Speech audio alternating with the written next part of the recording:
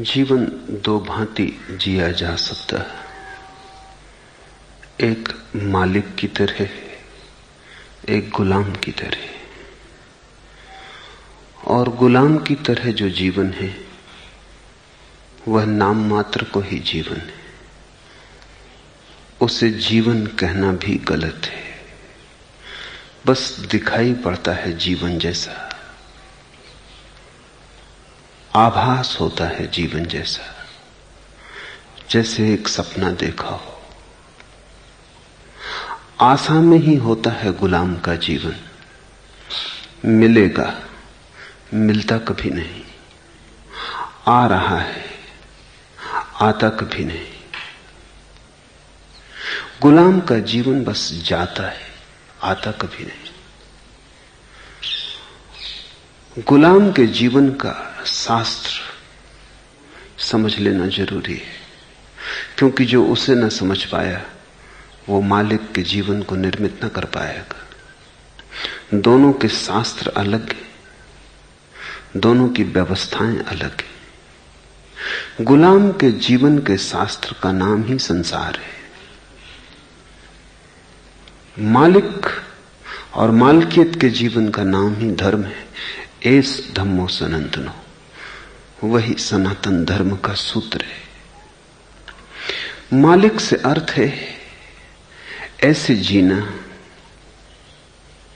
जैसे जीवन अभी और यहीं है, कल पर छोड़कर नहीं, आशा में नहीं, यथार्थ में। मालिक के जीवन का अर्थ है मन गुलाम हो, चेतना मालिक हो, होश मालिक हो, वृत्तियां मालिक न हो। विचारों का उपयोग किया जाए, विचार तुम्हारा उपयोग न कर ले। विचारों को तुम काम में लगा सको, विचार तुम्हें काम में न लगा दे। लगाम हाथ में हो जीवन की, और जहां तुम जीवन को ले जाना चाहो वहीं जीवन जाए। तुम्हें मन के पीछे घसीटना ना पड़े। गुलाम का जीवन बेहोश जीवन है, जैसे सारथी नशे में हो, लगाम ढीली पड़ी हो, घोड़ों की जहां मर्जी हो रथ को ले जाएं, उबड़ खाबड़ में गिराएं, कष्ट में डालें, मार्ग से भटकाएं, लेकिन सारथी बेहोश हो।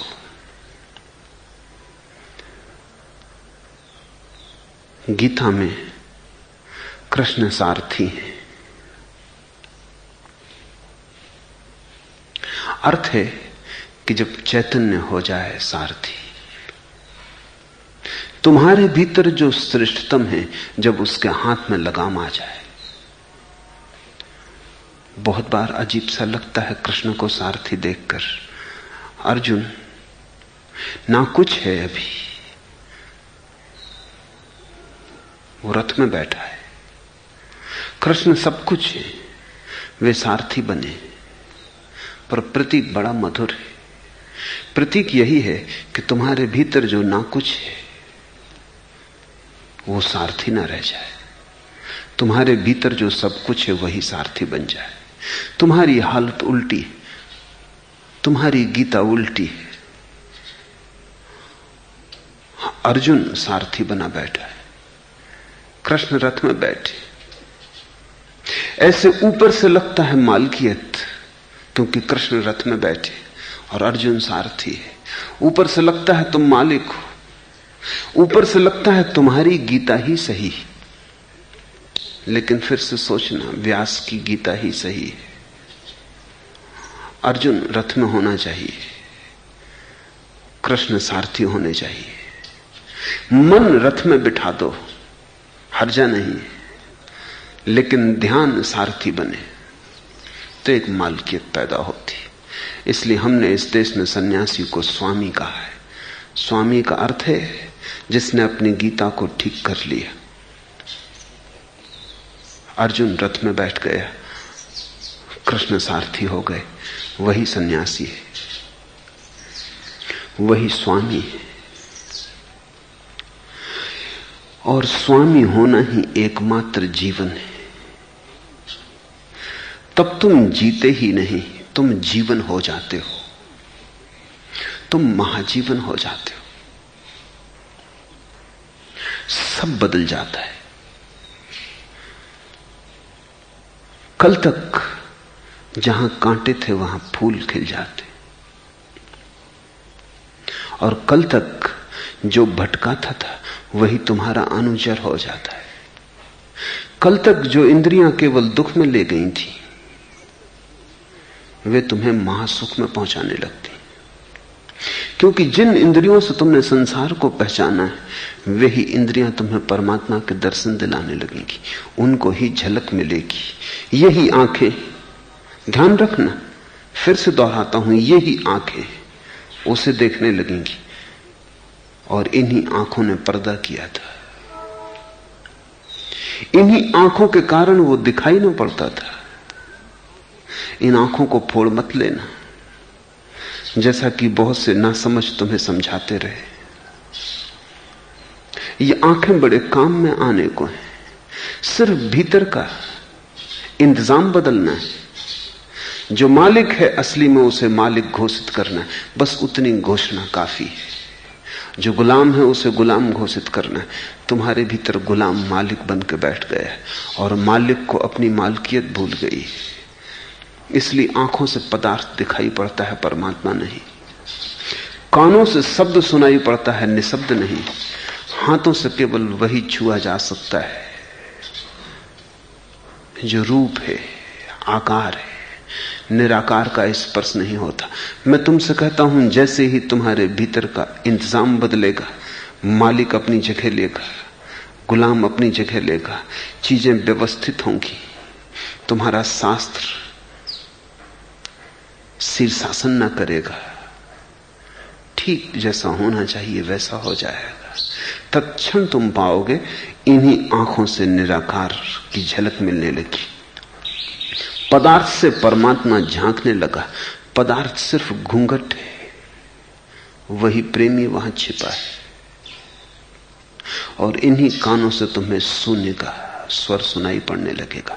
यही कान ओंकार के नाद को भी ग्रहण कर लेते हैं। कान की भूल नहीं है, आंख की भूल नहीं है, इंद्रियों ने नहीं भटकाया है। सारथी बेहोश है, घोड़ों ने नहीं भटकाया है। घोड़े भी क्या भटकाएंगे, और घोड़ों को जिम्मेवारी सौंपते तुम्हें शर्म भी नहीं आती। और तुम्हारे साधु सन्यासी तुमसे कहे जाते हैं घोड़ों ने भटकाया है। घोड़े क्या भटकाएंगे, और जिसको घोड़े भटका देते हो वो पहुंच ना पाएगा। जो घोड़ों को भी न संभाल सका वो क्या संभालेगा।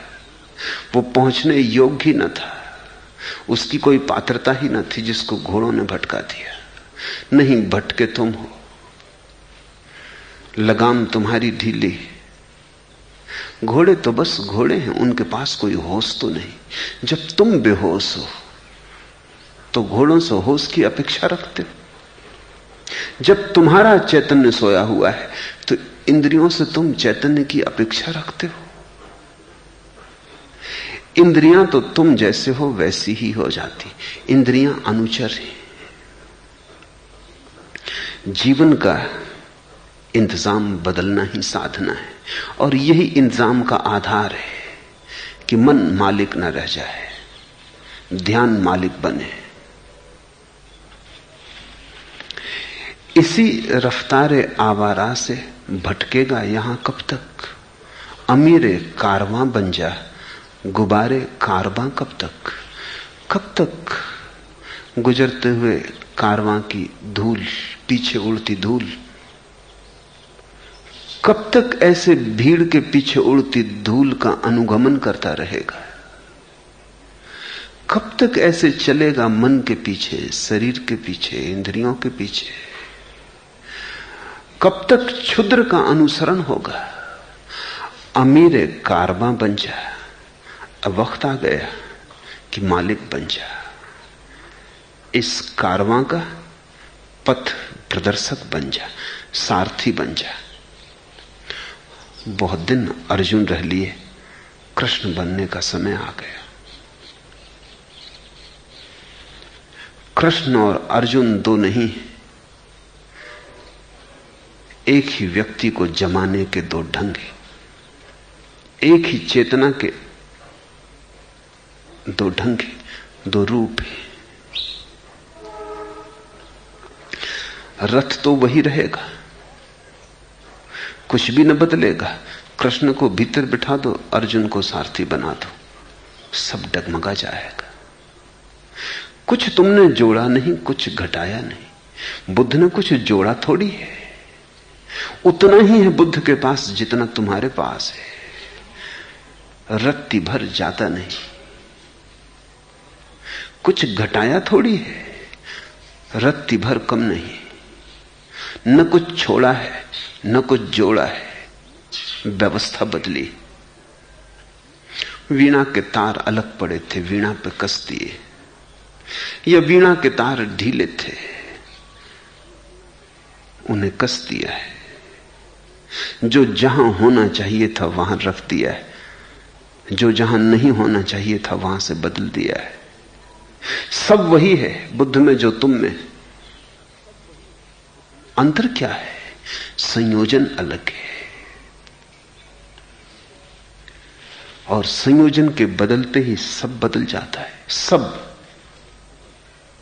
तुम भरोसा भी नहीं कर सकते कि तुम्हारा ही संयोजन बदल के बुद्धत्व पैदा हो जाता है। तुम ही अर्जुन, तुम ही कृष्ण। अभी तुम भरोसा भी कैसे करो? पहले शराब जीस्त थी, अब जीस्त है शराब। इतना ही फर्क है।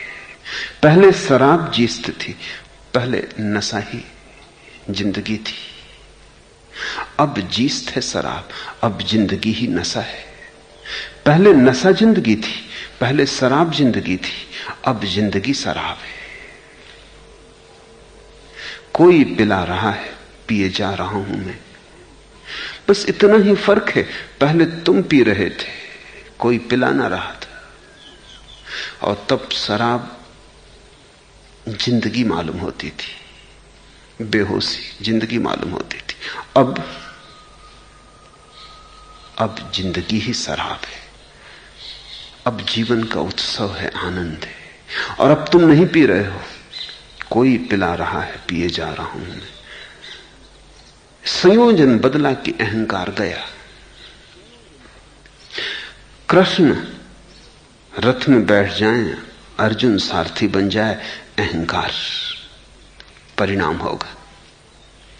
अर्जुन रथ में बैठे, कृष्ण सारथी बने, निरअहंकार परिणाम होगा।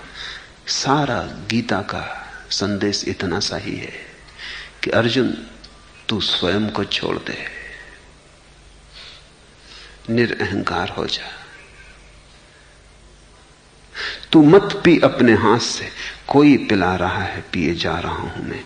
परमात्मा जो करता है करने दे, तू निमित्त हो जा।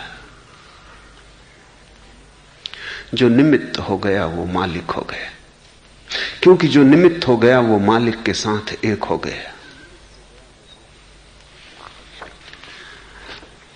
बुद्ध के ये सूत्र बहुत गलत तरह से समझे गए हैं, इसे पहले कह दूं, क्योंकि जितने महासूत्र हैं आदमी उनको गलत ही समझ सकता है। आदमी के भीतर प्रविष्ट होते ही किरणें भी अंधकार हो जाती, आदमी के भीतर प्रविष्ट होते ही सुगंध दुर्गंध हो जाती, आदमी के भीतर समझ के हीरे भी नासमझी के कंकड़ पत्थर होकर रह जाते।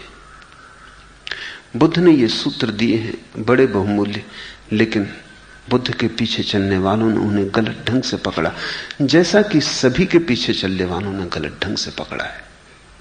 कुछ बात ऐसी बारीक है और कुछ बात ऐसी भिन्न है आदमी से कि आदमी के हाथ में पड़ते ही भूल हो जाती। चित्त क्षणिक है, चंचल है, इसे रोक रखना कठिन है, इसका निवारण कठिन है। ऐसे चित्त को मेधावी पुरुष उसी प्रकार ऋजु, सरल, सीधा बनाता है जिस प्रकार वाणकार वाण को। इन सूत्रों से लोगों ने समझा कि चित्त को दबाना है, कि चित्त को मिटाना है, कि चित्त से लड़ना है। बुद्ध केवल चित्त का स्वभाव समझा रहे हैं। बुद्ध कह रहे हैं चित्त क्षणिक है, चंचल है, लड़ने की कोई बात नहीं कर रहे हैं। इतना ही कह रहे हैं कि चित्त का स्वभाव ऐसा है, तथ्य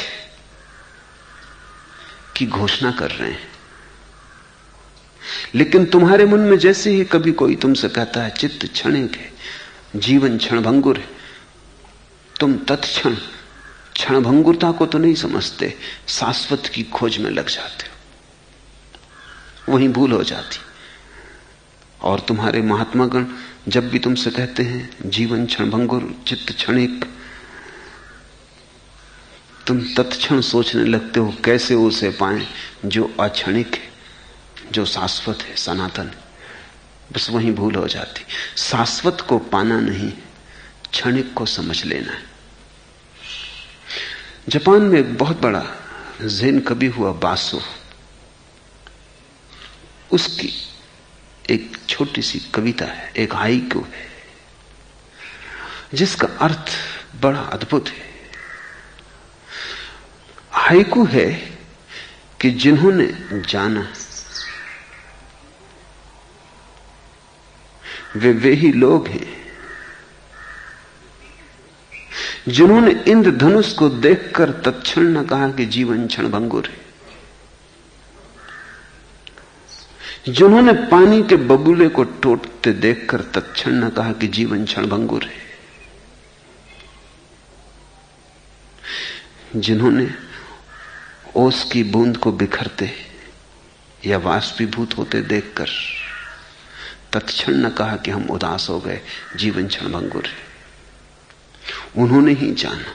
ये बड़ी अजीब बात है, बुद्ध के बड़े विपरीत लगती। बासु बुद्ध का भक्त है, पर बासु समझा। जैसे ही तुमसे कोई कहता है जीवन क्षणभंगुर है, तुम छोड़ने को राजी हो जाते हो।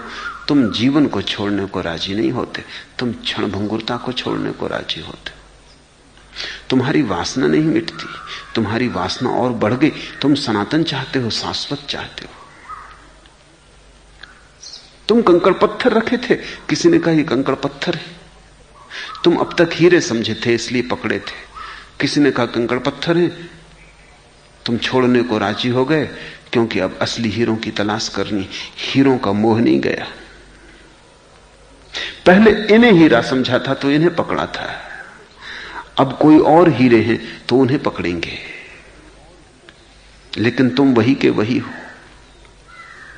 बुद्ध जब कहते हैं मन क्षणिक है, चंचल है, जीवन क्षणभंगुर है, तो वो सिर्फ तथ्य की घोषणा करते हैं। वो सिर्फ इतना ही कहते हैं ऐसा है। इससे तुम वासना मत निकाल लेना, इससे तुम साधना मत निकाल लेना, इससे तुम अभिलाषा मत जगा लेना, इससे तुम आशा को पैदा मत कर लेना, इससे तुम भविष्य के सपने मत देखने लगना। और मजा यह है कि जो तथ्य को देख लेता है वो शाश्वत को उपलब्ध हो जाता है। जैसे ही तुम्हें यह दिखाई पड़ गया कि मन क्षणिक है, कुछ करना थोड़ी पड़ता है शाश्वत को पाने के लिए। मन क्षणिक है, ऐसे बोध में मन शांत हो जाता है। इसे जरा थोड़ा गौर से समझना। ऐसे बोध में कि मन क्षणिक है, पानी का बबूला है, अभी न रहा, भोर की तरैया है, डूबी डूबी, अब डूबी तब डूबी, कुछ करना थोड़ी पड़ता है। ऐसे बोध में तुम जाग जाते, गेस्टाल्ट बदल जाता, जीवन की पूरी देखने की व्यवस्था बदल जाती। क्षणभंगुर के साथ जो तुमने आशा के सेतु बांध रखे थे वे टूट जाते। शाश्वत को खोजना नहीं है, क्षणभंगुर से जागना है। जागते ही जो शेष रह जाता है वही शाश्वत है। शाश्वत को कोई कभी पाने थोड़ी जाता है, क्योंकि शाश्वत का तो अर्थ ही है कि जिसे कभी खोया नहीं। जो खो जाए वो क्या खाक शाश्वत है। हां, क्षणभंगुर में उलझ गए, बस उलझाव चला जाए, शाश्वत मिला ही है। लेकिन तुम क्या करते हो? तुम क्षणभंगुर के उलझाव को शाश्वत का उलझाव बना लेते हो। तुम संसार की तरफ दौड़ते थे, किसी ने चेताया? चेते तो तुम नहीं, क्योंकि चेताना वाला कह रहा था दौड़ो मत। तुम संसार की तरफ दौड़ते थे, बुद्ध राह पर मिल गए, उन्होंने कहा कहां दौड़े जा रहे हो, वहां कुछ भी नहीं है। वो इतना ही चाहते थे कि तुम रुक जाओ, दौड़ो मत। तुमने उनकी बात सुन ली, लेकिन तुम्हारी वासना ने उनकी बात का अर्थ बदल लिया। तुमने कहा ठीक है, यहां अगर कुछ भी नहीं है तो हम मोक्ष की तरफ दौड़ेंगे, लेकिन दौड़ेंगे हम जरूर। दौड़ संसार है, रुक जाते तो मोक्ष मिल जाता। संसार की तरफ न दौड़े, मोक्ष की तरफ दौड़ने लगे। क्षणभंगुर को न पकड़ा तो शाश्वत को पकड़ने लगे। धन न खोजा तो धर्म को खोजने लगे। लेकिन खोज जारी रही, खोज के साथ तुम जारी रहे, खोज के साथ अहंकार जारी रहा, खोज के साथ तुम्हारी तंद्रा जारी रही, तुम्हारी नींद जारी रही। दिशाएं बदल गई, पागलपन न बदला। पागल पूरब दौड़े कि पश्चिम कोई फर्क पड़ता है? पागल दक्षिण दौड़े कि उत्तर कोई फर्क पड़ता है? दौड़ है पागलपन। ये तथ्य हैं, और इसलिए ज़ेन में जो बुद्ध धर्म का सारभूत है, ऐसी उल्लेख हैं हजारों कि बुद्ध के वचन को पढ़ते पढ़ते, सुनते सुनते अनेक लोग समाधि को उपलब्ध हो गए। दूसरे धर्मों के लोग ये बात समझ नहीं पाते कि कैसे होगा, सिर्फ सुनते सुनते। बुद्ध का सर्वश्रेष्ठ शास्त्र है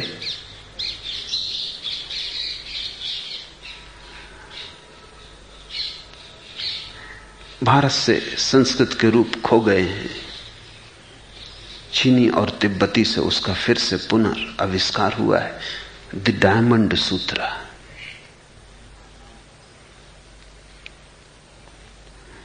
बुद्ध उस सूत्र में सैकड़ों बार ये कहते हैं कि जिसने ये इस सूत्र की 4 पंक्तियां भी समझ ली वो मुक्त हो गया।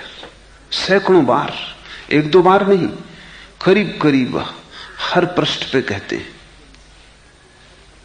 कभी कभी हैरानी होती है कि वो इतना क्यों इस पे जोर दे रहे हैं। बहुत बार उन्होंने उस सूत्र में कहा है, जिससे वो बोल रहे हैं, जिस भिक्षु से वो बात कर रहे हैं, उससे वो कहते हैं, सुन, गंगा के किनारे जितने रेत के कण हैं, अगर प्रत्येक रेत का कण एक एक गंगा हो जाए तो उन सारी गंगाओं के किनारे कितने रेत के कण होंगे?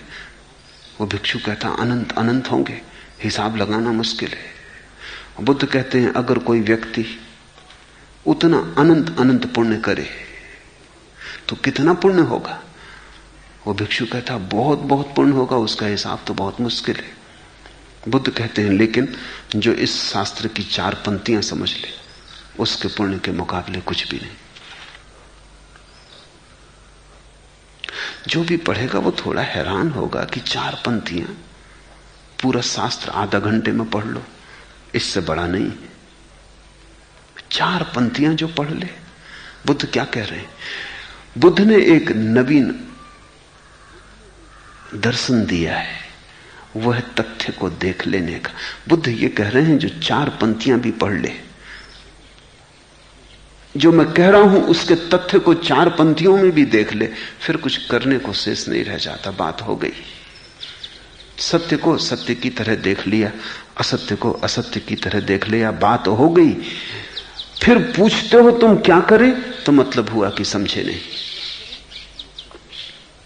समझ लिया तो करने को कुछ बचता नहीं है, क्योंकि करना ही ना समझी है।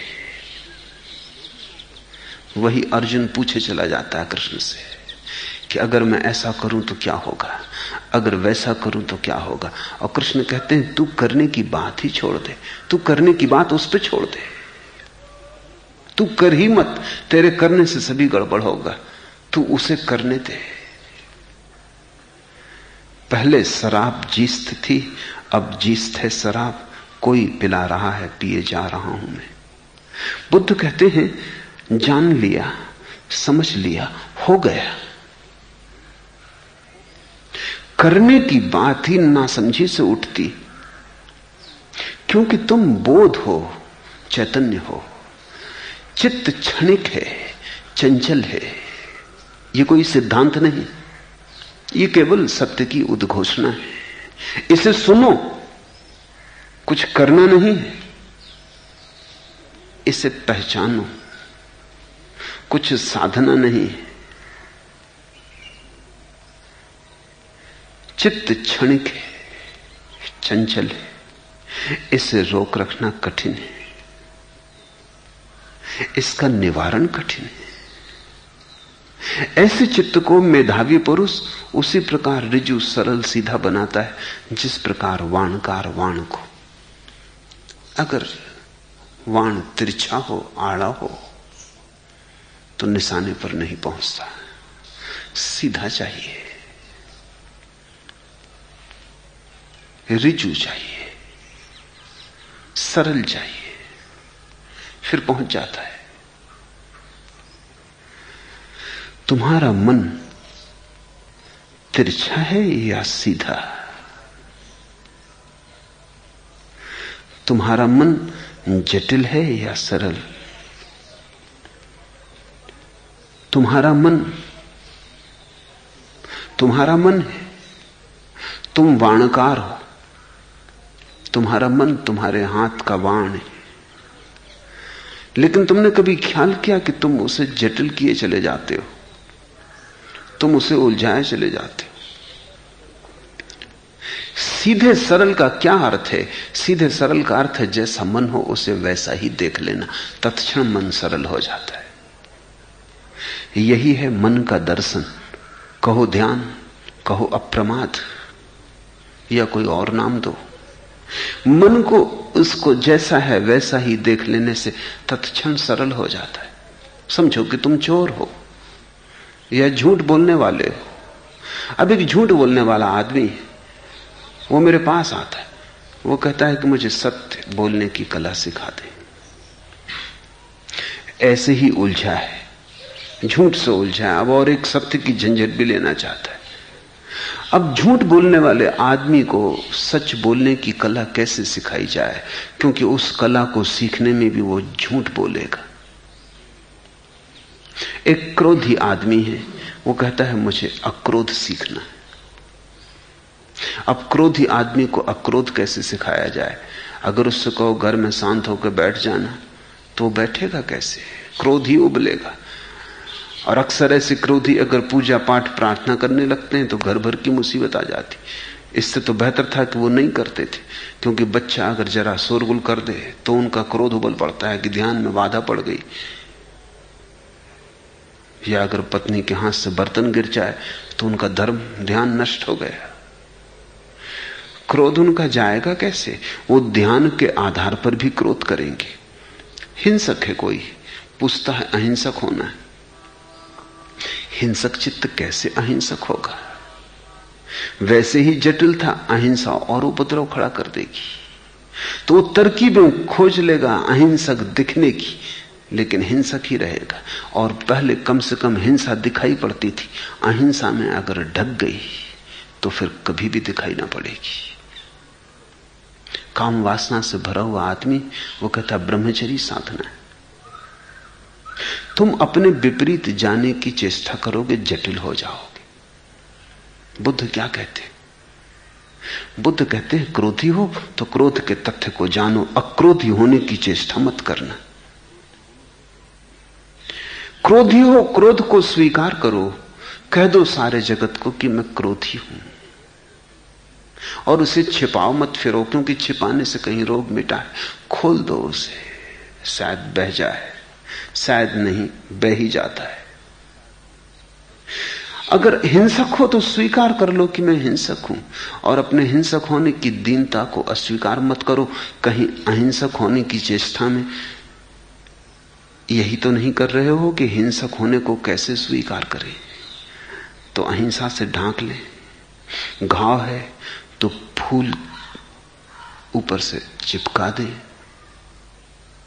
गंदगी है तो इत्र छिड़क दे, कहीं ऐसा तो नहीं?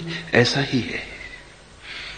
इसलिए तुम पाओगे कि कामुक ब्रह्मचारी हो जाते और उनके ब्रह्मचर्य से सिवाय काम वासना की दुर्गंध के कुछ भी नहीं उठता। क्रोधी शांत होकर बैठने लगते हैं, लेकिन उनकी शांति में तुम पाओगे कि ज्वालामुखी उबल रहा है क्रोध का। संसारी सन्यासी हो जाते हैं और उनके सन्यास में सिवाय संसार के कुछ भी नहीं। मगर तुम भी धोखे में आ जाते हो, क्योंकि ऊपर से वे वेश बदल लेते, ऊपर से उल्टा कर लेते। भीतर लोभ है, ऊपर से दान करने लगते। लेकिन ध्यान रखना, लोभी जब दान करता है तब भी लोभ के लिए ही करता है। होगा लोभ परलोक का कि स्वर्ग में बजा लेंगे, लिख दी हुंडी, हुंडियां निकाल रहा है, वो स्वर्ग में बजाएगा। वो सोच रहा है क्या क्या स्वर्ग में पाना है इसके बदले में। और ऐसे लोभियों को धर्म में उत्सुक करने के लिए पंडित और पुरोहित मिल जाते हैं। वो कहते हैं यहां एक दोगे करोड़ गुना पाओगे। थोड़ा हिसाब भी तो रखो, सौदा कर रहे हो। ये सौदा भी बिल्कुल बेईमानी का है। गंगा के किनारे पंडे बैठे हैं, वो कहते हैं 1 पैसा यहां दान दो, करोड़ गुना पाओगे। ये कोई सौदा हुआ? ये तो जुए से भी ज्यादा झूठा मालूम पड़ता है। 1 पैसा देने से कैसे करोड़ गुना पाओगे? करोड़ गुने की आशा दी जा रही है, क्योंकि तुमसे 1 पैसा भी छूटेगा नहीं सिवाय इसके। तुम्हारे लोभ को उकसाया जा रहा है। लोभी दान करता है, मंदिर बनवाता है, धर्मशाला बनवाता है, लेकिन ये सब लोभ का ही फैलाव है। दान तो तभी संभव है जब लोभ मिट जाए। लोभ के रहते दान कैसे संभव है? ब्रह्मचर्य तो तभी संभव है जब वासना खो जाए। वासना के रहते ब्रह्मचर्य कैसे संभव है? ध्यान तो तभी संभव है जब मन चला जाए। मन के रहते ध्यान कैसे संभव है? अगर मन के रहते ध्यान करोगे तो मन से ही ध्यान करोगे। मन का ध्यान कैसे ध्यान होगा? मन का अभाव ध्यान है। इसलिए बुद्ध ने एक अभिनव शास्त्र जगत को दिया, सिर्फ जाग के तथ्यों को देखने का। बुद्ध ने नहीं सिखाया कि तुम विपरीत करने लगो।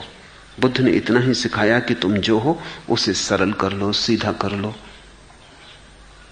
उसके सीधे होने में ही हल है। तुम क्रोधी हो, क्रोध को जानो, छिपाओ मत, ढांको मत, मुस्कुराओ मत। जीवन को झूठ से छिपाओ मत, प्रकट करो। और तुम चकित हो जाओगे अगर तुम अपने क्रोध को स्वीकार कर लो, अपनी घृणा को, ईर्ष्या को, द्वेष को, जलन को स्वीकार कर लो, तुम सरल होने लगोगे। तुम पाओगे एक साधुता उतरने लगी। अहंकार अपने आप गिरने लगा, क्योंकि अहंकार तभी तक रह सकता है जब तक तुम धोखा दो। अहंकार धोखे का सार है, या सब धोखों का निचोड़ है। जितने तुमने धोखे दिए उतना ही बड़ा अहंकार है, क्योंकि तुमने बड़ी चालबाजी की और तुमने दुनिया को धोखे में डाल दिया। तुम बड़े अकड़े हुए हो, लेकिन तुम उघाड़ दो सब। जिसको जीसस ने कन्फेशन कहा है, स्वीकार कर लो। और जीसस ने जिसको कहा है कि जिसने स्वीकार कर लिया वो मुक्त हो गया, उसको ही बुद्ध ने कहा है बुद्ध कन्फेशन शब्द का उपयोग नहीं कर सकते, क्योंकि परमात्मा की कोई जगह नहीं है बुद्ध के विचार में। किसके सामने करना है स्वीकार? अपने ही सामने स्वीकार कर लेना है।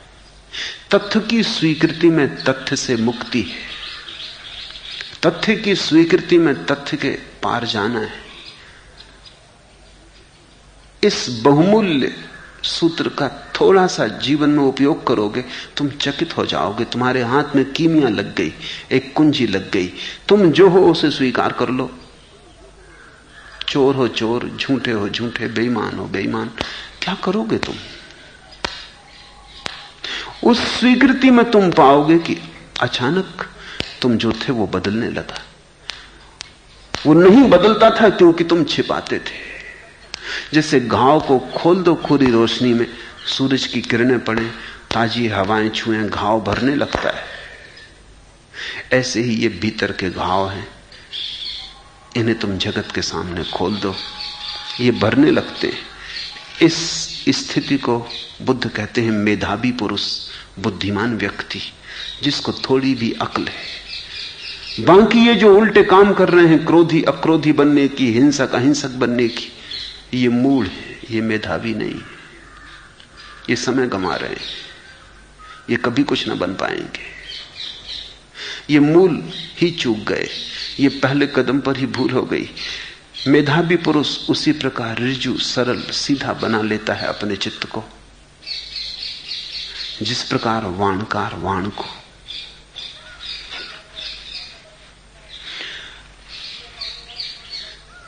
जिसकी तुम आकांक्षा करोगे उससे ही तुम वंचित रहोगे। एस धम्मो सनंतनो, जिसको तुम स्वीकार कर लोगे उससे ही तुम मुक्त हो जाओगे। जिसको तुम मांगोगे नहीं वो तुम्हारे पीछे आने लगता है, और जिसको तुम मांगते हो वो दूर हटता चला जाता है। तुम्हारी मांग हटाती है दूर। है हुसूले आरजू का राज तरके आरजू, मैंने दुनिया छोड़ दी तो मिल गई दुनिया मुझे। जीवन में सफलता का राज, आकांक्षा की सफलता का राज यही है कि आकांक्षा छोड़ दी। है हुसूले आरजू का राज तरके आरजू, मैंने दुनिया छोड़ दी तो मिल गई दुनिया मुझे। तुमने अगर अक्रोध को पाने की दौड़ छोड़ दी, तुम क्रोध को स्वीकार कर लिए, था करोगे क्या? छिपाओगे कहां? किससे छिपाना है? छिपा के ले जाओगे कहां? अपने ही भीतर और समा जाएगा और जड़ें गहरी हो जाएंगी। हिंसक थे, हिंसा स्वीकार कर ली और तुम अचानक हैरान होगे, हिंसा गई और अहिंसा उपलब्ध हो गई। जिसको भी पाने की तुम दौड़ करोगे वही ना मिलेगा। अहिंसक होना चाहोगे, अहिंसक ना हो पाओगे।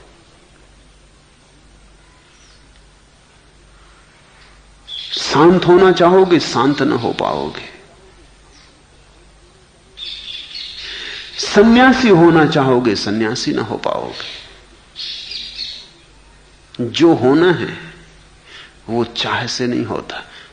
चाह से चीजें दूर हटती जाती, चाह बाधा है। तुम जो हो बस उसी के साथ राजी हो जाओ। तुम तथ्य से जरा भी ना हटो। तुम भविष्य में जाओ ही मत। तुम वर्तमान को स्वीकार कर लो। मैंने दुनिया छोड़ दी, मिल गई दुनिया मुझे। भागती फिरती थी दुनिया जब तलब करते थे हम। जब हमें नफरत हुई वह बेकरार आने को है। तुम जिसके पीछे जाओगे, तुम्हारे पीछे जाने से ही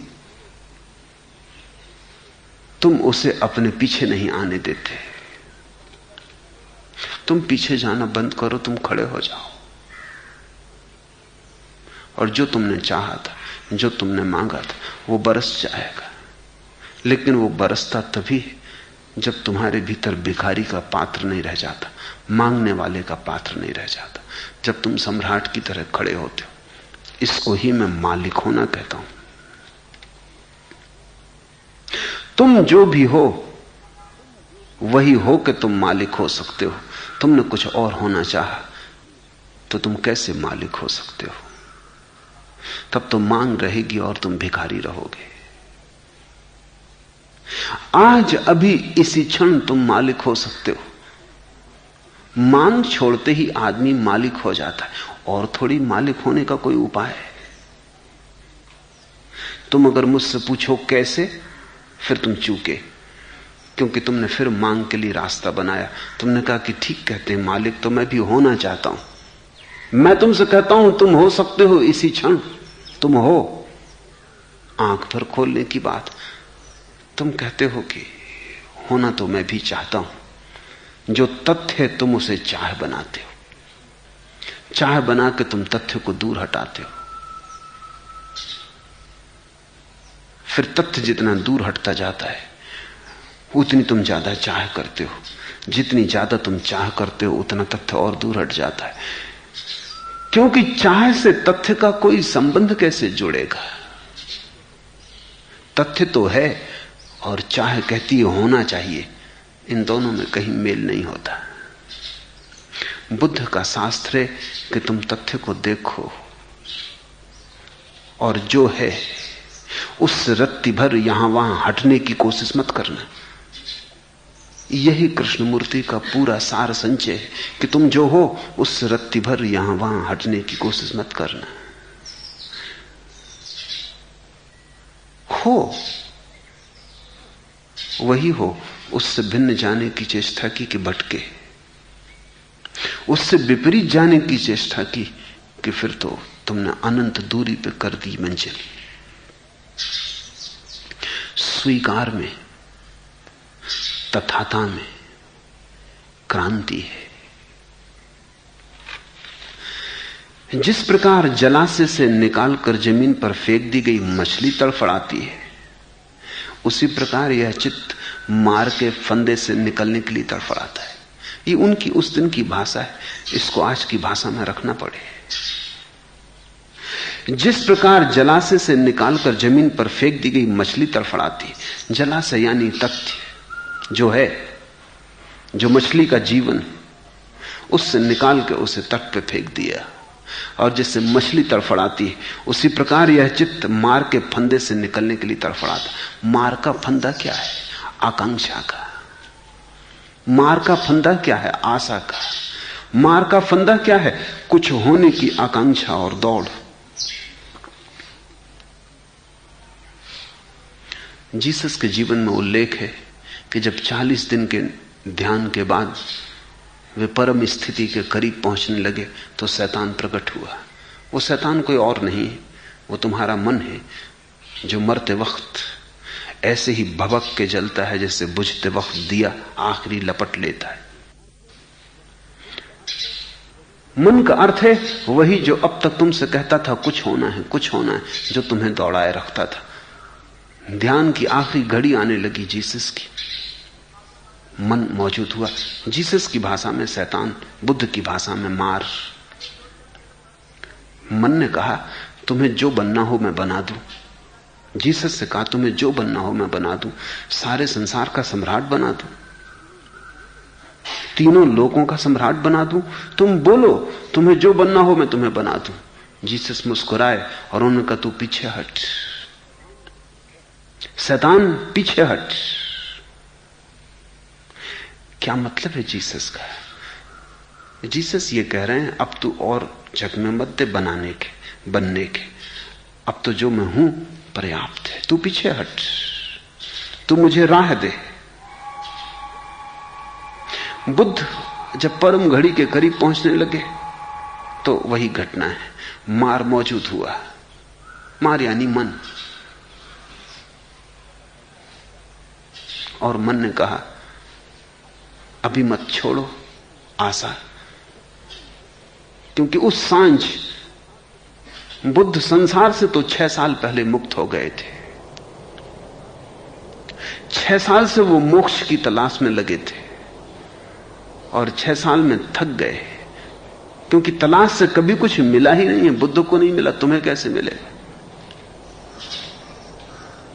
तलाश तो भटकने का उपाय है, पहुंचने का नहीं।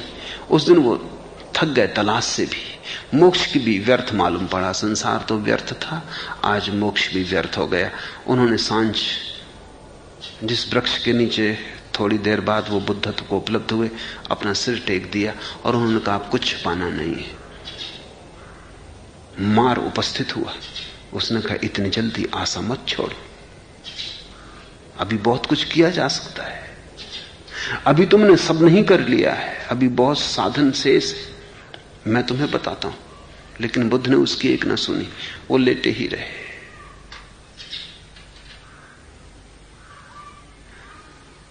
वो विश्राम में ही रहे।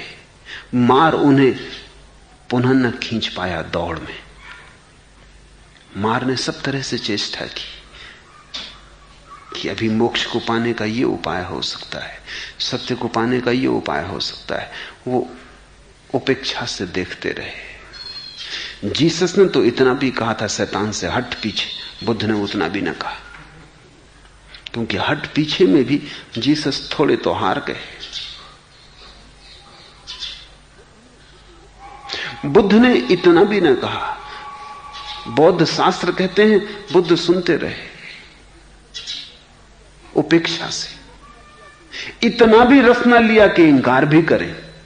इंकार में भी रस तो होता ही है, स्वीकार भी रस है, इंकार भी रस है। बुद्ध ने जीसस से भी बड़ी प्रौढ़ता का प्रदर्शन किया, उससे भी बड़ी प्रौढ़ता का सबूत दिया। बुद्ध सुनते रहे। मार थोड़ी बहुत देर चेष्टा किया, बड़ा उदास हुआ। यह आदमी कुछ बोलता ही नहीं। ये इतना भी नहीं कहता कि हट यहां से, मुझे डुबाने की कोशिश मत कर, अब मुझे और मत भटका। इतना भी बुद्ध कहते तो भी थोड़ा चेष्टा करने की जरूरत थी, लेकिन इतना भी ना कहा। कहते मार उस रात विदा हो गया। इस आदमी से सब संबंध छूट गए। यही घड़ी है समाधि की, जब तुम मन के विपरीत भी नहीं, जब तुम मन से यह भी नहीं कहते तू जा, तुम मन से यह भी नहीं कहते कि अब बंद भी हो, अब विचार न कर, अब मुझे शांत होने दे, इतना भी नहीं कहते। तभी तुम शांत हो जाते, क्योंकि मन फिर तुम्हारे ऊपर कोई कब्जा नहीं रख सकता।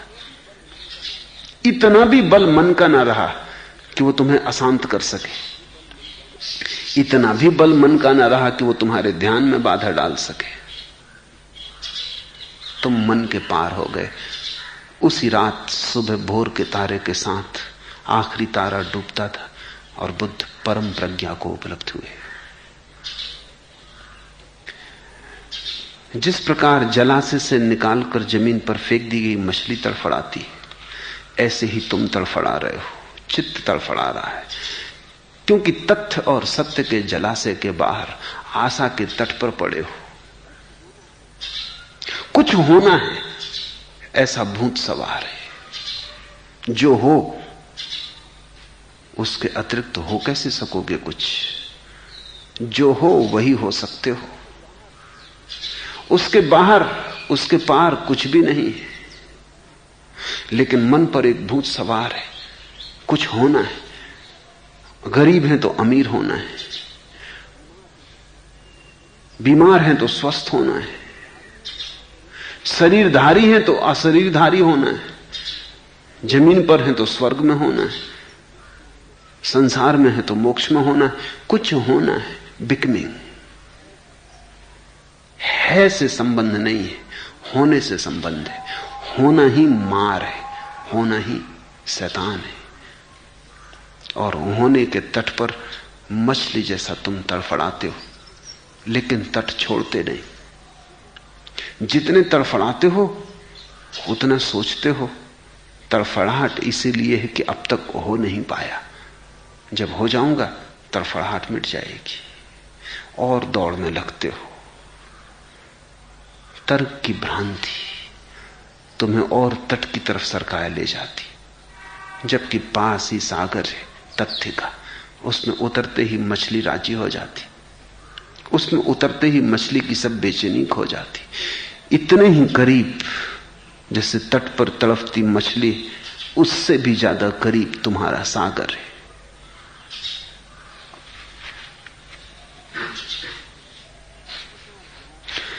जिस प्रकार जलाशय से निकालकर जमीन पर फेंक दी गई मछली तड़फड़ाती है, उसी प्रकार ये चित्त मार के फंदे से निकलने के लिए तड़फड़ाता है, लेकिन हर तड़फड़ाहट इसे फंदे में उलझाए चली जाती है।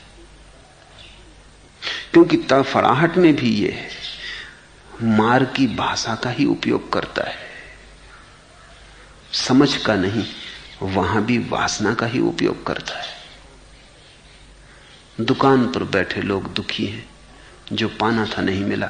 मंदिर में बैठे लोग दुखी हैं, जो पाना था नहीं मिला। जीसस के जीवन में उल्लेख हुए गांव से गुजरे, उन्होंने कुछ लोगों को छाती पीटते रोते देखा। पूछा कि क्या मामला है, किस लिए रो रहे हो, कौन सी दुर्घटना घट गई? उन्होंने कहा कोई दुर्घटना नहीं घटी, हम नरक के भय से घबरा रहे हैं। कहां है नरक? मगर मन ने नरक के भय खड़े कर दिए, उनसे घबरा रहे हैं। जीसस थोड़े आगे गए, उन्होंने कुछ और लोग देखे जो बड़े उदास बैठे थे, जैसे मंदिरों में लोग बैठे रहते, बड़े गंभीर। जीसस ने पूछा क्या हुआ तुम्हें, कौन सी मुसीबत आई, कितने लंबे चेहरे बना लिए, क्या हो गया? उन्होंने कहा कुछ भी नहीं, हम स्वर्ग की चिंता में चिंतातुर हैं, स्वर्ग मिलेगा या नहीं। जीसस और आगे बढ़े, उन्हें एक वृक्ष के नीचे कुछ लोग बड़े प्रमुदित, बड़े शांत, बड़े आनंदित बैठे मिले। उन्होंने कहा तुम्हारे जीवन में कौन सी रसधार आ गई, तुम इतने शांत, इतने प्रसन्न, इतने प्रफुल्लित क्यों हो? उन्होंने कहा हमने स्वर्ग और नरक का ख्याल छोड़ दिया। स्वर्ग है दुख, स्वर्ग है सुख जो तुम पाना चाहते हो, नरक है दुख जिससे तुम बचना चाहते हो। दोनों भविष्य, दोनों कामना में, दोनों मार के फंदे। जब तुम दोनों को ही छोड़ देते हो, अभी और यही, जिसे मोक्ष कहो, निर्वाण कहो, वो उपलब्ध हो जाता है। निर्वाण तुम्हारा स्वभाव है, तुम जो हो उसमें ही तुम उसे पाओगे। होने की दौड़ में तुम उससे चूकते चले जाओगे।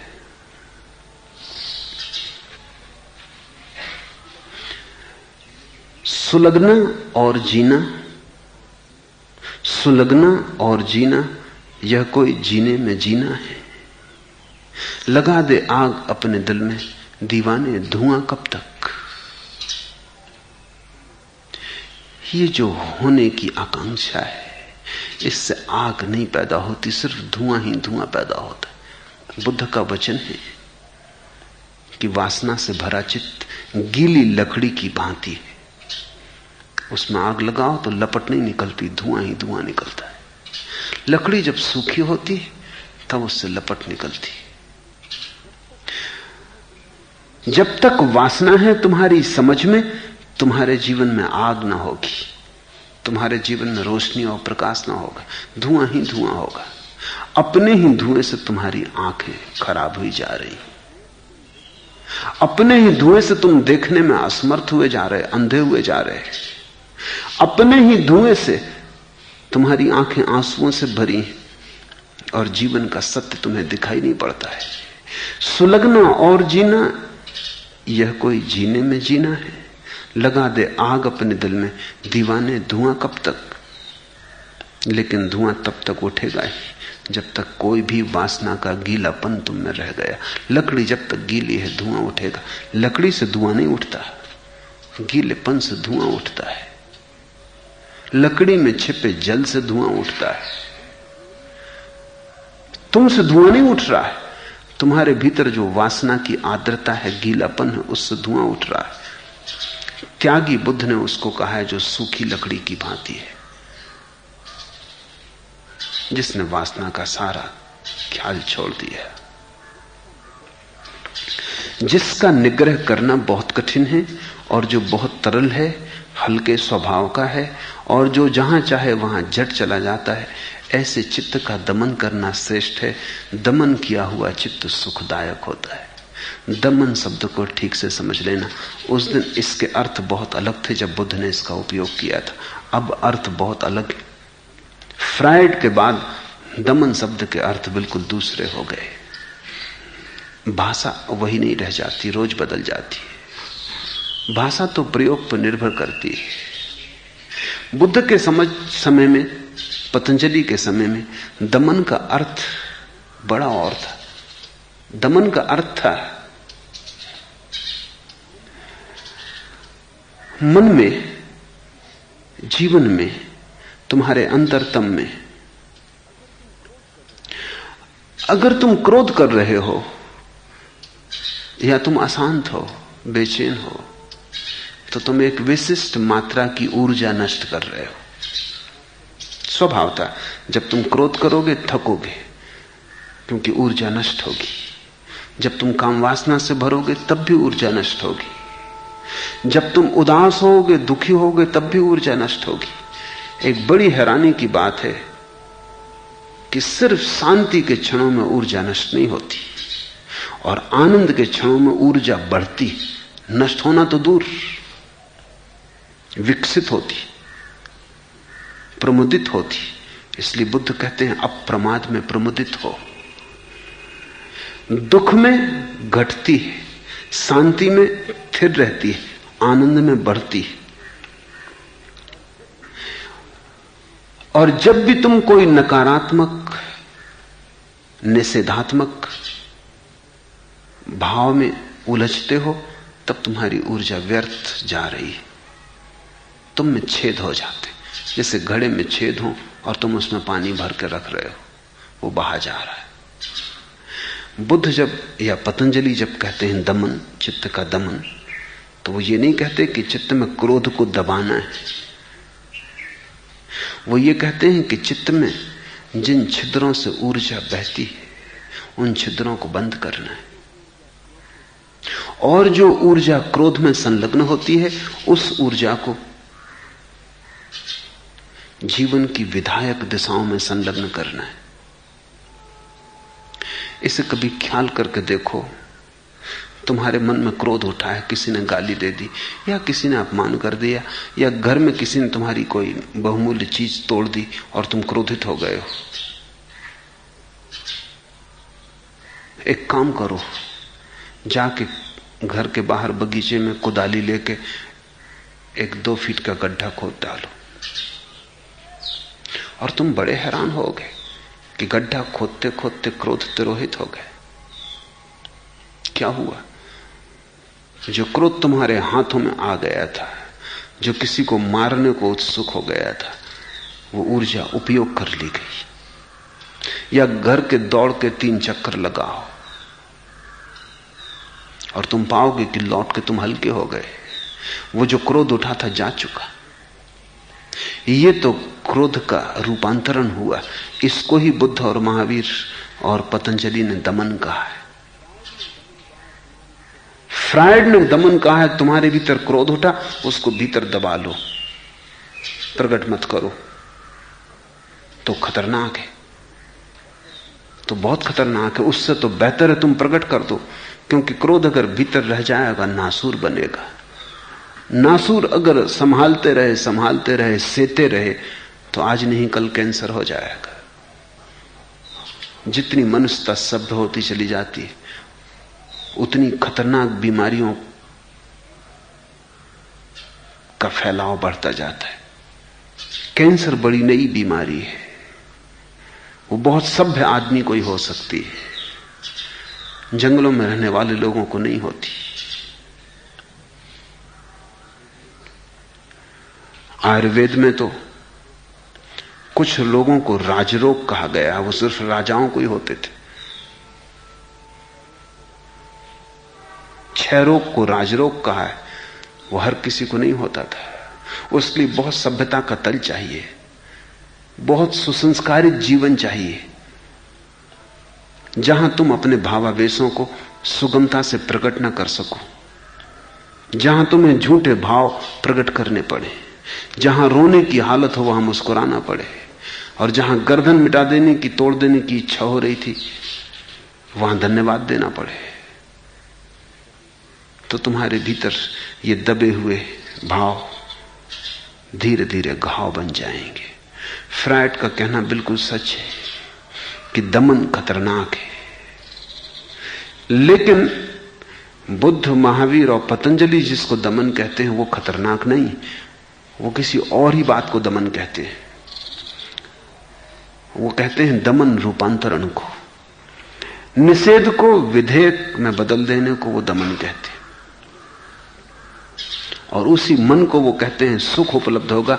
दमन किया हुआ चित्त सुखदायक होता है, वो लक्षण। जिसको फ्रायड दमन कहता है वो चित्त तो बड़ा दुखदायी हो जाता है, वो तो बड़ी दुख से भर जाता है। दमन किया हुआ चित्त सुखदायक होता है। तो ध्यान रखना, फ्रायड के अर्थों में दमन से बचना और बुद्ध के अर्थों में दमन को करना। क्रोध उठे तो तुम्हारे भीतर एक ऊर्जा उठी है, उसका कुछ उपयोग करो, अन्यथा वो घातक हो जाएगी। अगर तुम दूसरे के ऊपर क्रोध को फेंकोगे तो दूसरे को नुकसान होगा। और क्रोध और क्रोध लाता है, वैर से वैर मिटता नहीं, उसका कोई अंत नहीं है, वो सिलसिला अंतहीन है। अगर तुम क्रोध को भीतर दबाओगे तो तुम्हारे भीतर घाव हो जाएगा। वो घाव भी खतरनाक है, वो तुम्हें रुग्ण कर देगा, तुम्हारे जीवन की खुशी खो जाएगी। तो ना तो दूसरे पर क्रोध फेंको, ना अपने भीतर क्रोध को दबाओ, क्रोध को रूपांतरित करो। घृणा उठे, क्रोध उठे, ईर्ष्या उठे, इन शक्तियों का सदुपयोग करो। मार्ग के पत्थर भी बुद्धिमान व्यक्ति मार्ग की सीढ़ियां बना लेते, और तब तुम बड़े सुख को उपलब्ध होगे। दो कारण से, एक तो क्रोध करके जो दुख उत्पन्न होता वो नहीं होगा, क्योंकि तुमने किसी को गाली दे दी, इससे कुछ सिलसिला अंत नहीं हो गया। वो दूसरा आदमी फिर गाली देने की प्रतीक्षा करेगा, अब उसके ऊपर क्रोध घिरा है, वो भी तो क्रोध करेगा। अगर तुमने क्रोध को दबा लिया तो तुम्हारे भीतर के स्रोत विषाक्त हो जाते। क्रोध जहर है, तुम्हारे जीवन का सुख धीरे धीरे समाप्त हो जाता है। तुम फिर प्रसन्न नहीं हो सकते, प्रसन्नता खो ही जाती है। तुम हंसोगी भी तो झूठ, ओंठों पर रहेगी हंसी, तुम्हारे प्राण तक उसका कंपन न पहुंचेगा, तुम्हारे हृदय से न उठेगी। तुम्हारी आंखें कुछ और कहेंगी, तुम्हारे ओंठ कुछ और कहेंगे। तुम धीरे धीरे टुकड़े टुकड़े में टूट जाओगे। तो न तो दूसरे पर क्रोध करने से तुम सुखी हो सकते हो, क्योंकि कोई दूसरे को दुखी करके कब सुखी हो पाया, और न तुम अपने भीतर क्रोध को दबा के सुखी हो सकते हो, क्योंकि वो क्रोध उबलने के लिए तैयार होगा, इकट्ठा होगा, और रोज रोज तुम क्रोध को इकट्ठा करते चले जाओगे, भीतर भयंकर उत्पात हो जाएगा। किसी भी दिन तुमसे पागलपन प्रकट हो सकता है, किसी भी दिन तुम विक्षिप्त हो सकते हो। एक सीमा तक तुम बैठे रहोगे अपने ज्वालामुखी पर, लेकिन विस्फोट किसी न किसी दिन होगा। दोनों ही खतरनाक है। रूपांतरण चाहिए। क्रोध की ऊर्जा को विधेय में लगा दो। कुछ न करते बन सके, दौड़ाओ। क्रोध उठा है, नाच लो। तुम थोड़ा प्रयोग करके देखो। जब क्रोध उठे तो नाच के देखो, जब क्रोध उठे तो एक गीत गा के देखो, जब क्रोध उठे तो घूमने निकल जाओ, जब क्रोध उठे तो किसी काम में लग जाओ, खाली मत बैठो, क्योंकि जो ऊर्जा है उसका उपयोग कर लो। और तुम पाओगे कि जल्दी ही तुम्हें एक सूत्र मिल गया, एक कुंजी मिल गई कि जीवन के सभी निषेधात्मक भाव उपयोग किए जा सकते हैं। राह के पत्थर सीढ़ियां बन सकते हैं। जमीनों आसमां से तंग है तो छोड़ दे उनको, मगर पहले नए पैदा जमीनों आसमां कर ले। ध्यान रखना, जो गलत है उसे छोड़ने से पहले सही को पैदा कर लेना जरूरी है। नहीं तो गलत की जो ऊर्जा मुक्त होगी वो कहां जाएगी। तुम मेरे पास आते हो कि क्रोध हमें छोड़ना है, लेकिन क्रोध में बहुत ऊर्जा सन्निविष्ट है। तुमने बहुत सी शक्ति क्रोध में लगाई है, काफी इन्वेस्ट किया है क्रोध में। अगर आज क्रोध एकदम बंद हो जाएगा तो तुम्हारी ऊर्जा जो क्रोध से मुक्त होगी उसका तुम क्या करोगे? वो तुम्हारे ऊपर बोझिल हो जाएगी, वो भार हो जाएगी, तुम्हारी छाती पे पत्थर हो जाएगी। जमीनों आसमां से तंग है तो छोड़ दे उनको, और जिस चीज से भी तंग हो उसे छोड़ना ही है। लेकिन एक बात ध्यान रखनी, मगर पहले नए पैदा जमीन और आसमां कर ले। अगर ये जमीन और आसमां छोड़ने तो दूसरे जमीन और आसमां भीतर पैदा कर ले, फिर उनको छोड़ देना। पैदा करना पहले जरूरी है। गलत को छोड़ने से ज्यादा अंधेरे से लड़ने की बजाय रोशनी को जला लेना जरूरी है। गलत से मत लड़ो, ठीक में जागो, सम्यक को उठाओ, ताकि तुम्हारी ऊर्जा जो गलत से मुक्त हो वो सम्यक की धारा में प्रवाहित हो जाए। अन्यथा उसकी बाढ़ तुम्हें डुबा देगी। उसकी बाढ़ के लिए तुम पहले से नहरें बना लो, ताकि उनको तुम अपने जीवन के खेतों तक पहुंचा सको, ताकि तुम्हारे दबे बीज अंकुरित हो सके, ताकि तुम जीवन की फसल काट सको। दूरगामी अकेला विचरने वाला अशरीरी सूक्ष्म और गूढ़ाशयी इस चित्त को जो संयम करते हैं वे ही मार के बंधन से मुक्त होते हैं। बंधन से मुक्त होने की उतनी चेष्टा मत करना जितना संयम। संयम शब्द भी समझने जैसा है। इसका अर्थ कंट्रोल नहीं होता, नियंत्रण नहीं होता। संयम का अर्थ होता है संतुलन। यह शब्द विकृत हो गया है। गलत लोगों ने बहुत दिन तक इसकी गलत व्याख्या की है। तुम जो आदमी नियंत्रण करता उसको संयमी कहते हो, मैं उसे संयमी कहता हूं जो संतुलन करता है। इन दोनों में बड़ा फर्क है। नियंत्रण करने वाला दमन करता है फ्रायड के अर्थों में, संतुलन करने वाला दमन करता है बुद्ध के अर्थों में। संतुलन करने वाले को नियंत्रण नहीं करना पड़ता। नियंत्रण तो उसी को करना पड़ता है जिसके जीवन में संतुलन नहीं, जिसके जीवन में डर है कि अगर उसने संतुलन न रखा, नियंत्रण न रखा तो चीजें हाथ के बाहर हो जाएंगी। जो डरा डरा जीता है, तुम्हारे साधु सन्यासी ऐसे ही जी रहे हैं, डरे डरे, कपे कपे, पूरे वक्त घबराए हुए कि कहीं कोई भूल ना हो जाए। ये तो भूल से बहुत ज्यादा संबंध हो गया, ये तो भूल से बड़ा भय हो गया, कहीं भूल ना हो जाए। जीवन की दिशा ठीक करने की तरफ होनी चाहिए, भूल से बचने की तरफ नहीं। ध्यान रखना, जो आदमी भूल से ही बच रहा है वो कहीं भी ना पहुंच पाएगा, क्योंकि जो भूल से बहुत डर गया वो चल ही ना सकेगा। उसे डर ही लगा रहेगा कहीं भूल ना हो जाए, कहीं ऐसा ना हो कि प्रेम में ईर्ष्या पैदा हो जाए तो वो प्रेम ही ना करेगा, क्योंकि ईर्ष्या का भय है। किसी से संबंध ना बनाएगा कि कहीं संबंध में कहीं शत्रुता ना आ जाए, शत्रुता का भय है, तो मित्रता से वंचित रह जाए। और अगर तुम शत्रु ना भी बनाए और मित्र भी ना बना सके तो तुम्हारा जीवन एक रेगिस्तान होगा। तुम ईर्ष्या से बच गए लेकिन साथ ही साथ प्रेम भी ना कर पाए तो तुम्हारा जीवन एक सूखा, रसहीन मरुस्थल होगा, जिसमें कोई मरुद्यान भी ना होगा, जिसमें छाया की कोई जगह ना होगी। ईर्ष्या से बचना है, प्रेम से नहीं बच जाना है। इसलिए ध्यान प्रेम पर रखना, ध्यान ईर्ष्या से मत डरे रहना, भूल से मत डरना। दुनिया में एक ही भूल है और वो भूल से डरना है, क्योंकि वैसा आदमी फिर चल ही नहीं पाता, उठ ही नहीं पाता, वो घबरा के बैठ जाता है। तो नियंत्रण तो कर लेता है लेकिन जीवन के सत्य को उपलब्ध नहीं हो पाता, मुर्दा हो जाता है, महाजीवन को उपलब्ध नहीं होता।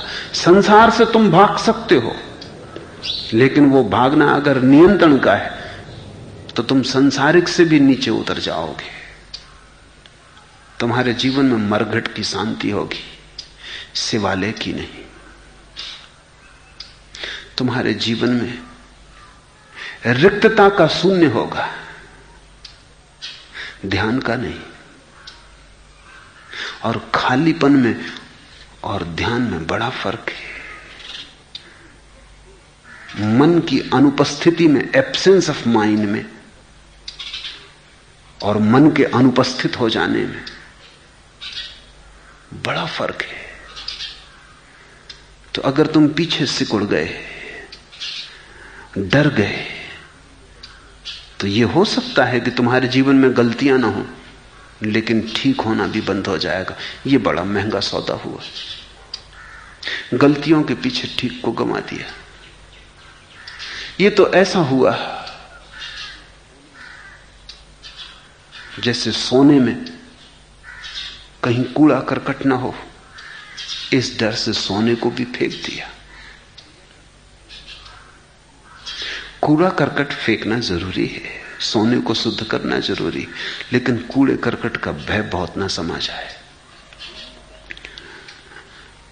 संयम का अर्थ है जीवन संतुलित हो।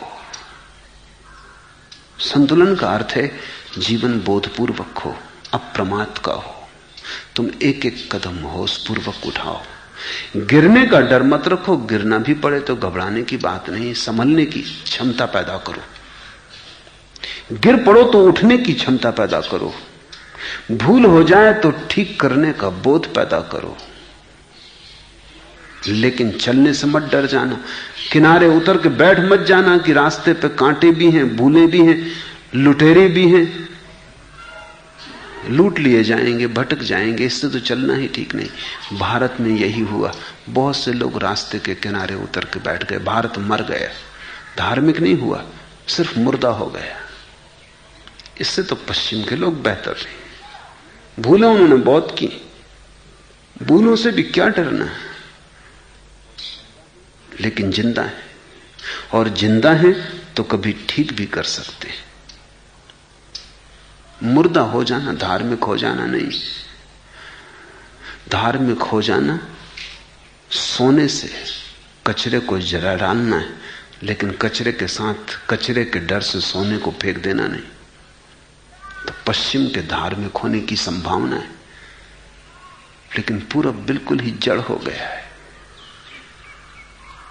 सत्य के साथ भी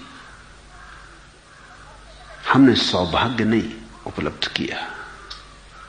सत्य हमें बहुत बार उपलब्ध हुआ, बहुत बुद्धों से हमें उपलब्ध हुआ, लेकिन हमने सत्य के जो अर्थ निकाले उनने हमें संकुचित कर दिया, उनने हमें दायरे बना दिए, मुक्त नहीं किया, असीमा नहीं दी। असीम की हमने बात की उपनिषदों से लेकर आज तक, लेकिन हर चीज ने सीमा दे दी। संयम को नियंत्रण मत समझना, संयम को होश समझना। जिसका चित्त अस्थिर है, जो सद्धर्म को नहीं जानता है, और जिसकी श्रद्धा डमाडोल है, उसकी प्रज्ञा परिपूर्ण नहीं हो सकती।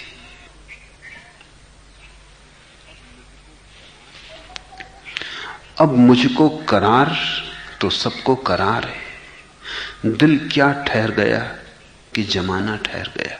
अब मुझे चैन मिल गई तो सबको चैन मिल गई।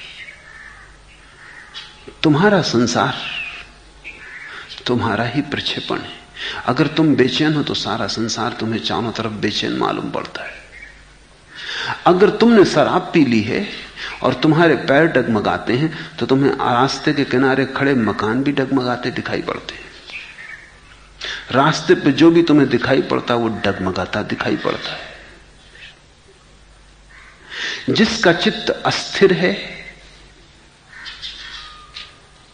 वो जिस संसार में जिएगा वो क्षणभंगुर होगा, चंचल होगा।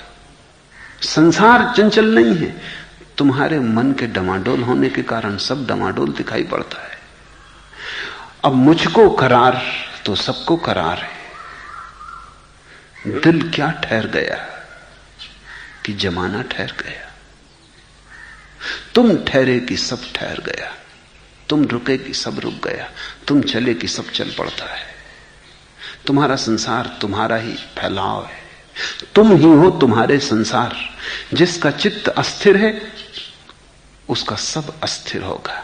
जब भीतर की ज्योति ही डगमगा रही है तो तुम्हें सब डगमगाता दिखाई पड़ेगा। कभी तुमने ख्याल किया घर में दिया जल रहा हो और उसकी ज्योति डगमगाती हो तो सब तरफ छायाएं डगमगाती हैं, दीवार पर बनते हुए बिंब डगमगाते हैं, सब चीजें डगमगाती हैं। छाया ठहर जाएगी अगर ज्योति ठहर जाए, और छाया को ठहराने की कोशिश में मत लग जाना। छाया को कोई नहीं ठहरा सकता, तुम कृपा करके ज्योति को ही ठहराना। लोग संसार से मुक्त होने में लग जाते हैं, कहते हैं क्षणभंगुर है, चंचल है, आज है कल नहीं रहेगा। ये सब तुम्हारे भीतर के कारण, तुम्हारा मन डमाडोल है, इसलिए सारा संसार डमाडोल है। तुम ठहरे कि सब ठहरा, तुम ठहरे कि जमाना ठहर गया। जो सद्धर्म को नहीं जानता है, जिसकी श्रद्धा डमाडोल है, अब ये बड़े मजे की बात है, बुद्ध कह रहे हैं जो सद्धर्म को नहीं जानता उसकी ही श्रद्धा डमाडोल है। सारे धर्मों ने श्रद्धा को पहले रखा है, बुद्ध ने ज्ञान को पहले रखा है। वो कहते हैं सद्धर्म को जानोगे तो श्रद्धा ठहरेगी, और धर्मों ने कहा श्रद्धा करोगे तो सद्धर्म को जानोगे, और धर्मों ने कहा है मानोगे तो जानोगे। बुद्ध ने कहा है जानोगे नहीं तो मानोगे कैसे, जानोगे तो ही मानोगे। बुद्ध की बात इस सदी के लिए बहुत काम की हो सकती। ये सदी बड़ी संदेह से भरी है, इसलिए श्रद्धा की तो बात ही करनी फिजूल है। जो कर सकता है उससे कहने की कोई जरूरत नहीं, जो नहीं कर सकते उनके से कहना बार बार कि श्रद्धा करो व्यर्थ है। वो नहीं कर सकते, वो क्या करें। तुम श्रद्धा की बात करो तो उस पर भी उन्हें शक आता है। शक आ गया तो आ गया, हटाने का उपाय नहीं। और शक आ चुका है, ये सदी संदेह की सदी है। इसलिए बुद्ध का नाम इस सदी में जितना मूल्यवान मालूम होता है किसी का भी नहीं, उसका कारण यही है। जीसस या कृष्ण बहुत दूर मालूम पड़ते, क्योंकि श्रद्धा से शुरुआत है। श्रद्धे नहीं जमती तो शुरुआत ही नहीं होती, पहला कदम ही नहीं उठता। बुद्ध कहते हैं श्रद्धा की फिक्र छोड़ो, जान लो सब धर्म को, तथ्य को, और जानने का उपाय है स्थिर हो जाओ। बुद्ध ने यह कहा है कि ध्यान के लिए श्रद्धा आवश्यक नहीं है, ध्यान तो वैज्ञानिक प्रक्रिया है। इसलिए तुम ईश्वर को मानते हो नहीं मानते हो कुछ प्रयोजन नहीं। बुद्ध कहते हैं तुम ध्यान कर सकते हो, ध्यान तुम करोगे तुम भीतर स्थिर होने लगोगे।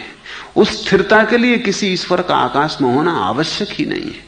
ईश्वर ने संसार बनाया या नहीं बनाया, इससे उस ध्यान के स्थिर होने का कोई लेना देना नहीं है। ध्यान का स्थिर होना तो वैसे ही है जैसे ऑक्सीजन और हाइड्रोजन को मिला और पानी बन जाए। तो कोई वैज्ञानिक नहीं कहता कि पहले ईश्वर को मानो तब पानी बनेगा।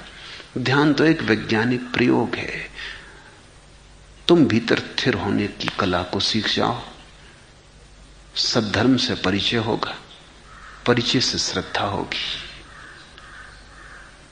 इसलिए बुद्ध जितने करीब हैं इस सदी के और कोई भी नहीं,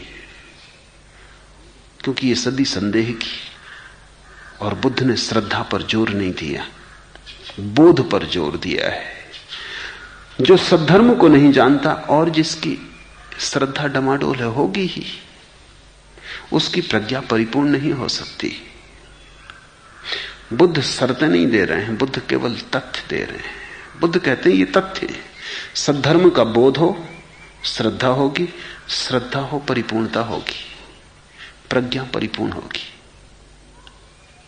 ऐसा न हो तो प्रज्ञा परिपूर्ण न होगी, और जब तक प्रज्ञा परिपूर्ण न हो, जब तक तुम्हारा जानना परिपूर्ण न हो, तुम्हारा जीवन परिपूर्ण नहीं हो सकता। जानने में ही छिपे हैं सारे स्रोत, क्योंकि मूलतः तुम ज्ञान हो, ज्ञान की शक्ति हो, मूलतः तुम बोध हो। इसी से हमने बुद्ध को बुद्ध कहा, बोध के कारण। नाम तो उनका गौतम सिद्धार्थ था, लेकिन जब वे परम प्रज्ञा को और बोध को उपलब्ध हुए तो हमने उन्हें बुद्ध कहा। तुम्हारे भीतर भी बोध उतना ही छिपा है जितना उनके भीतर था। वो जग जाए तो तुम्हारे भीतर भी बुद्धत्व का आविर्भाव होगा। और जब तक ये ना हो तब तक चैन मत लेना, तब तक सब चैन झूठी है। सांत्वना मत कर लेना, तब तक सांत्वना संतोष नहीं है। तब तक तुम मार्ग में ही रुक गए, मंजिल के पहले ही किसी पड़ाव को मंजिल समझ लिया।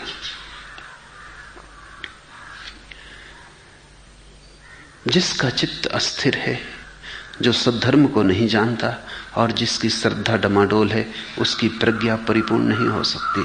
और प्रज्ञा परिपूर्ण ना हो तो तुम अपूर्ण रहोगे, और तुम अपूर्ण रहो तो अशांति रहेगी, और तुम अशांत रहो तो दो ही उपाय। एक